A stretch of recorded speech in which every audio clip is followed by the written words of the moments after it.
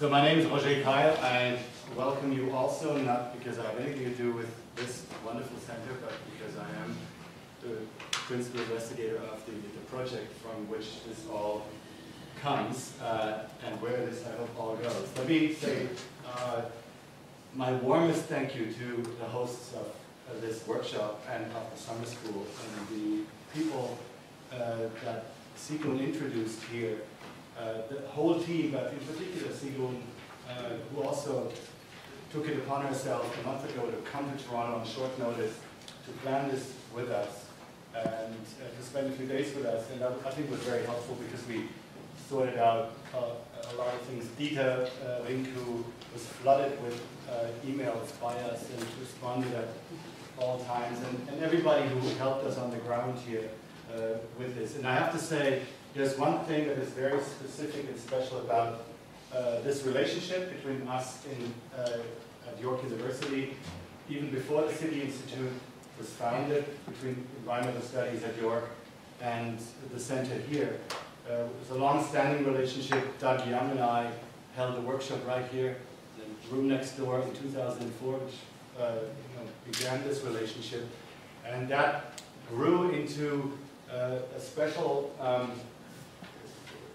another special relationship for this particular collaborative research initiative, which is that the Helmholtz Institute, the UFZ, their department, is the only actor in this research project that is both a partner and have co-applicants and collaborators in them. So that is very particular because the architecture of the research initiative is such that partners are people who are non-academic institutions, and collaborators and co-applicants are people who are the actual researchers.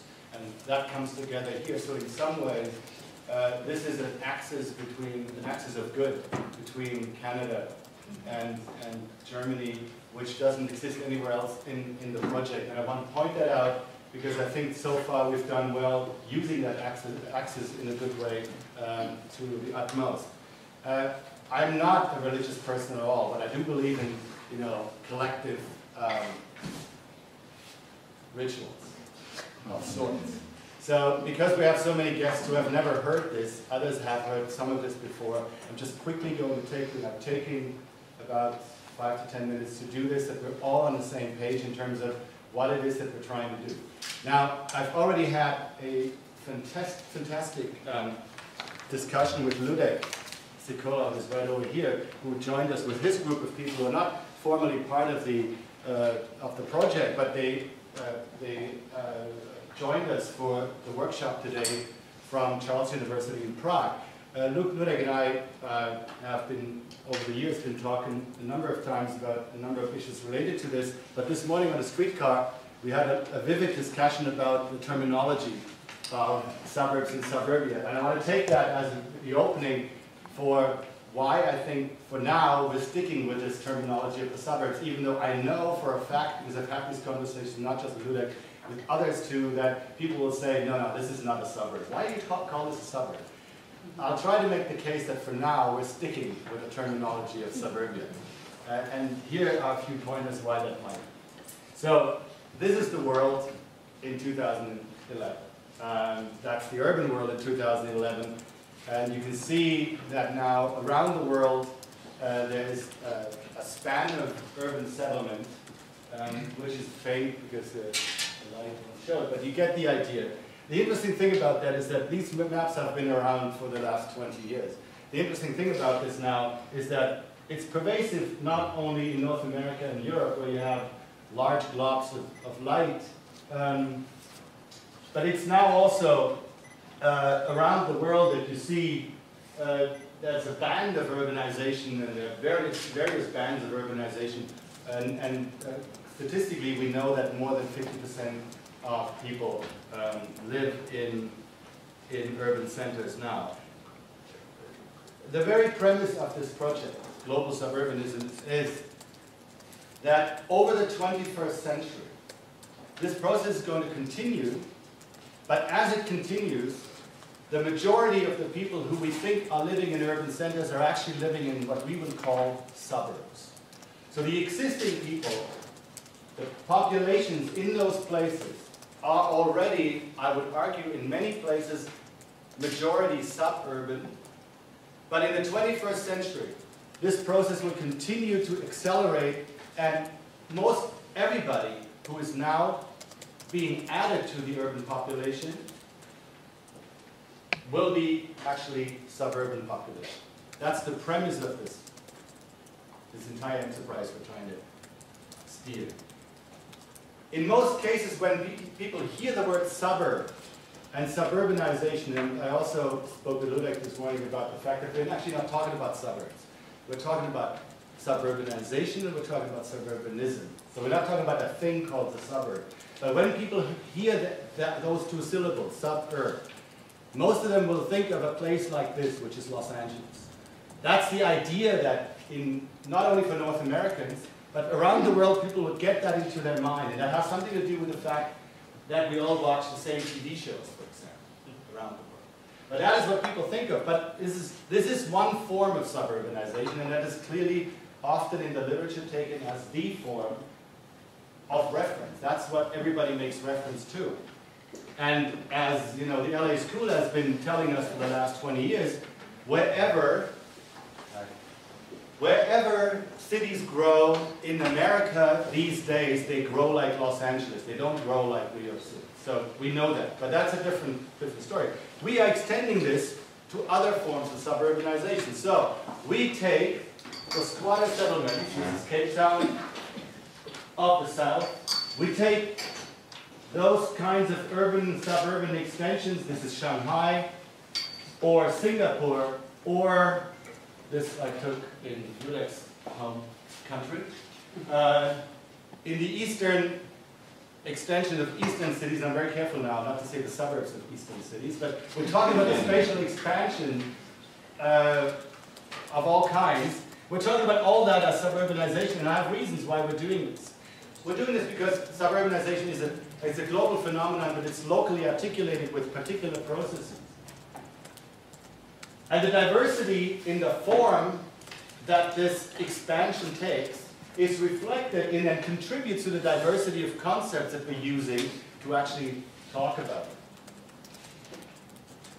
In the past, the American literature and the practice of American suburbanization wanted us to believe that suburbs is sort of an organic product of consumer choice, that we just want to live in suburbs. That's why suburbs exist. We buy those houses in the suburbs, and we own property in the suburbs because that's what we're supposed to do, and as liberal and neoliberal subjects.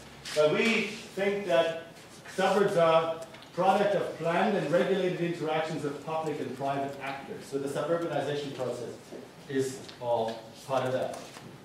So the challenge ahead, and I spare you the video, even though I would love to show you the video, but we can do that in the break, perhaps.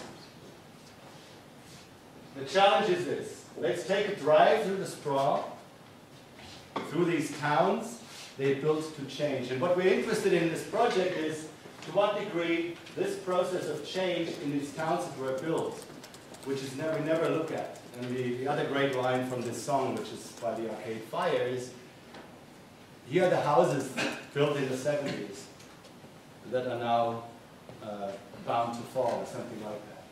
So why are we not looking? Why have we not looked at the way in which these suburbs have been changing? And that's what we need to do. What we let's see. We'll get into that later. So I'll end it here, and we'll start. I just wanted to give you. Well, let me see. I'll get you one more piece of information, which I actually should have done earlier. But so what we have is the following setup, which is we have 46 researchers around the world. It's a $2.5 million project, $3.5 million with other contributions overall. There are 30 universities involved and 17 partners. And I said the partners are non-academic institutions. And this is, already spoken about that. the intellectual background to this is that we're looking at the critical urban literature and inserting the suburban context into that critical urban literature. And we believe, that is where the spiritual catechism aspect comes in, we believe that urbanization is a defining characteristic of our shared experience as humans on this planet. That is wherever we are, whether we're in those high-rises or in the single-family homes or in the squatter settlements, that is a shared experience. These are all different experiences, but it's a shared experience as we look around the world. And that forces us, to some degree, to look differently at the whole history of urbanization. We need to recognize, acknowledge, and move forward through the rethinking of how we tell the stories about urbanization processes. So we need to forget these images of Manchester, Chicago, New York, and Paris, which are burnt in our mind as the images that all our textbooks are filled with, and fill those with new images and new ideas about how to tell our story. These are the two definitions which I told Ludek on the way over from the streetcar.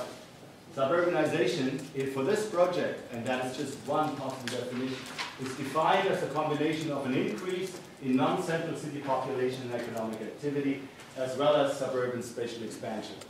It's these two things connected, without any prejudice to any form this might take, but it's the combination of those two things that are important to us. And suburbanism is broadly defined as the growing prevalence of qualitatively distinct suburban ways of life.